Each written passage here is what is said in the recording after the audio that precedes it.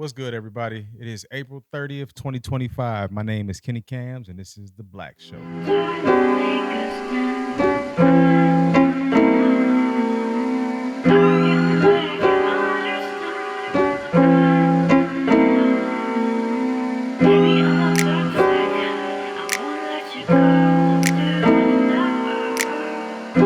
What's going on, everybody?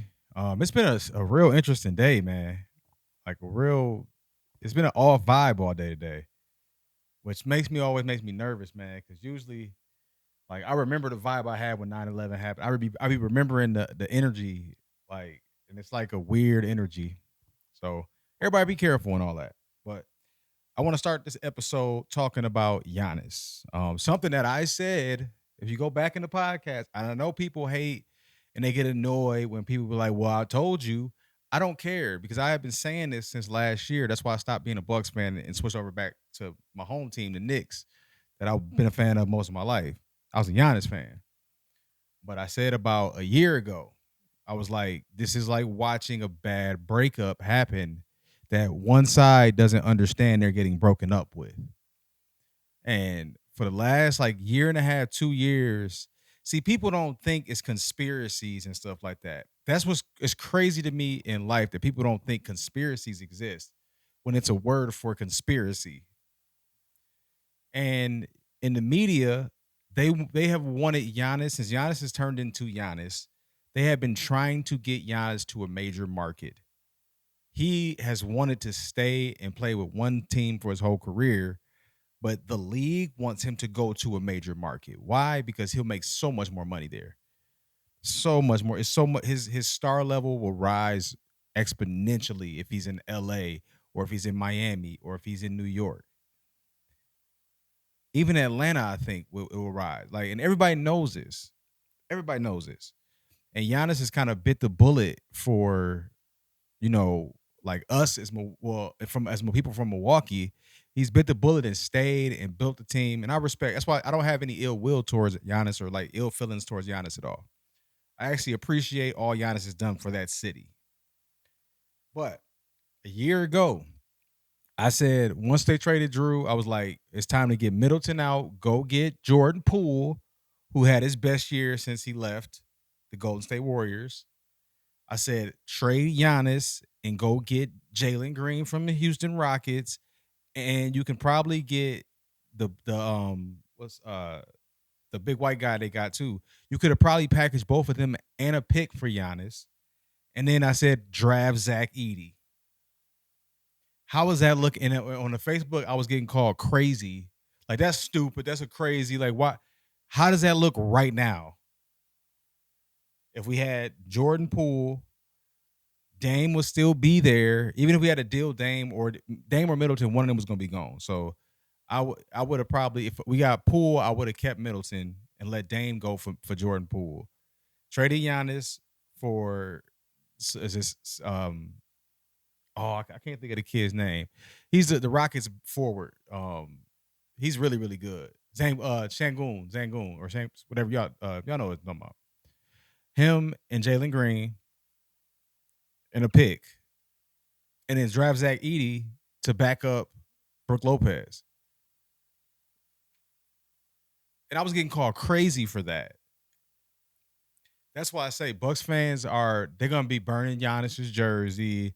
It's gonna be a bunch of bullshit because they are on the getting broke up with side of a breakup. And I don't feel bad for Bucks fans. I don't feel bad for the city of Milwaukee because there is delusion there. And like people like trade Giannis then, but you see Dallas did it. And who knows how that's gonna go for the long run for Dallas? Because it didn't go that good for the Lakers. They lost in the first round. Or they're gonna lose in the first round. They haven't already. So they played 5-6 more games in the Dallas Mavericks. And you know how much money Luka's contract was? Like, you know they got to pay Luka. Like, they can go the Mavericks can actually go get players to still try to make a late run with Kyrie in his career. That's why fans get caught up in the fan. This is a business. NBA is a business. Like, it's $1 billion business, bro. Like, one monkey don't stop no show. That's one thing my grandma told me. So let's stay in on the Milwaukee topics. So they arrested the Judge Dugan downtown, right? Um, and you got people protesting this and upset about it, and like, see, the thing is with me with like, I'm gonna, and this is no disrespect to the liberals, but this is the only way I can really classify it. You liberals get upset over semantics, and it's it's it's almost a psychopathy at this point of like, y'all don't care about that lady getting arrested. Y'all don't care about Elon Musk. Like it's almost like a psychopathy for real. Like, I look at how triggered and upset liberal people get just talking about certain topics. That's y'all know that's not healthy. That's not normal. You're not the normal one in this group. You're the oddity. Like the major, I've been, like I said, I talked about it in other podcasts. I've been all around this country, like engineering and just traveling, and like I've met people from the South, the Midwest, the East Coast, the West Coast, everywhere. Interacted with them, and nobody's like that. Regular people are regular people. Let's gonna go to my next point after this too, but that judge. So I'm gonna break it down because people are like saying like they just arrested the judge. She, so the guy that she was the guy that she risked her whole career for was already deported before and was in there on a domestic battery charge with the victims there. And she was so triggered by ICE that she snuck him out the jury door, and that's like it's like an underground path, if you know City Hall, underground path out, and then led to a foot chase where anything could have happened.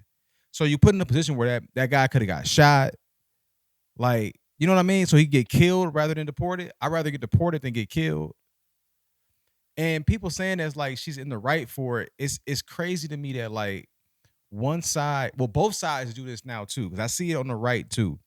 But on the left specifically, like anything goes when you're battling the enemy. And like that's a dangerous mindset. That's a Nazi type mindset to happen, or like it's dehumanizing the people. I saw a video today of a girl and her granddad. I hope it was like a skit, but I don't think it was, hearing how her granddad was talking. It was 80 something years old, and she's grilling her granddad about being a Republican his whole life. Because in reality, it's somewhere in the middle. It's not that like it's so crazy to me. Like just watching. That's what I was talking to somebody today, and it was like, what political side are you on? I'm like, that's such a weird question to me. Like, what political side are you on? It's like, you a blood or you a crip, fool. Like that's how y'all treat politics, and it's just, that's why I'm saying this is a systemic thing that's falling apart with society, and it's a good thing because before it gets better, it has to get a whole lot worse where we have to get extremely divided. Because then you have the people like me that come in the middle, like what are y'all doing?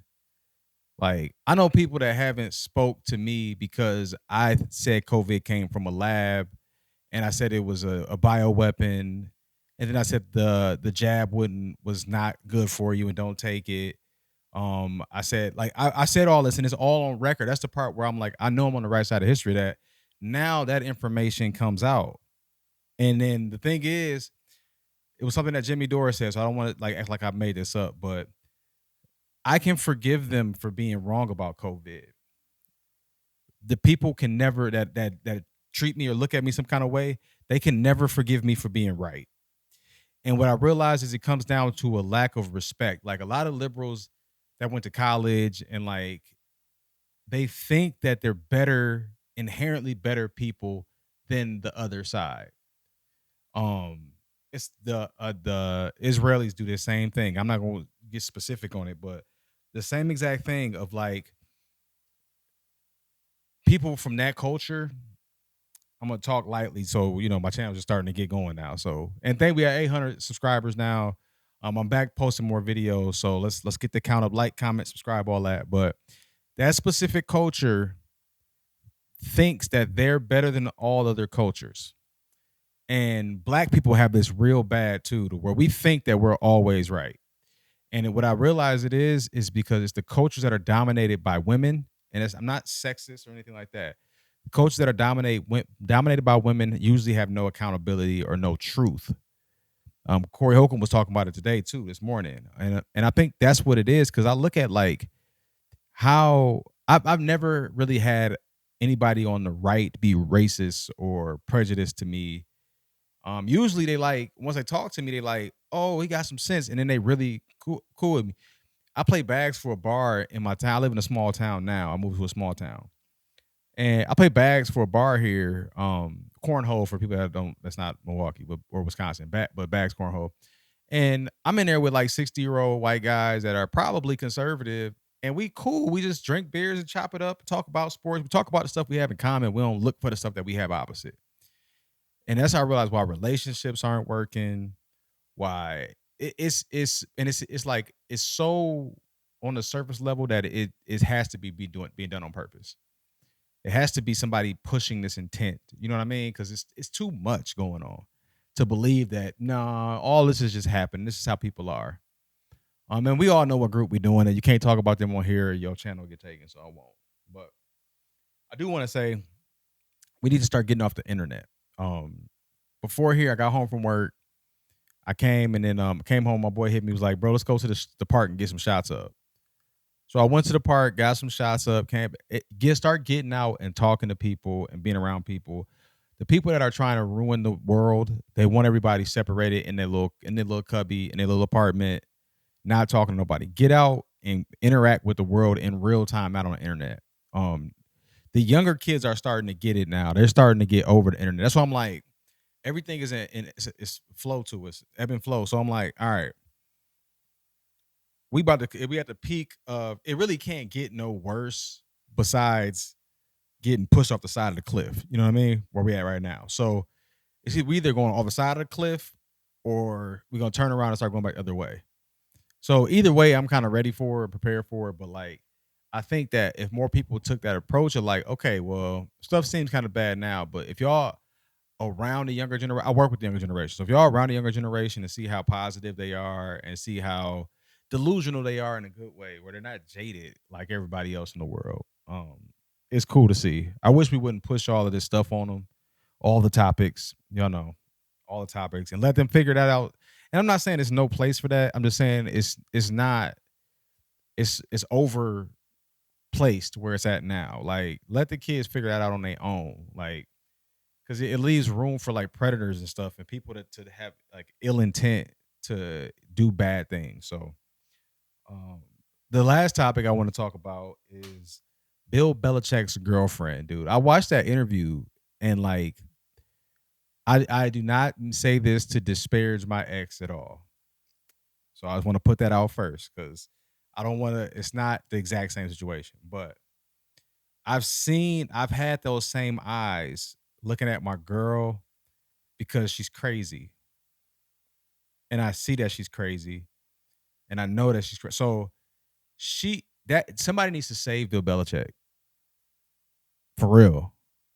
Because he's stuck. It's like the version of Get Out, pretty much.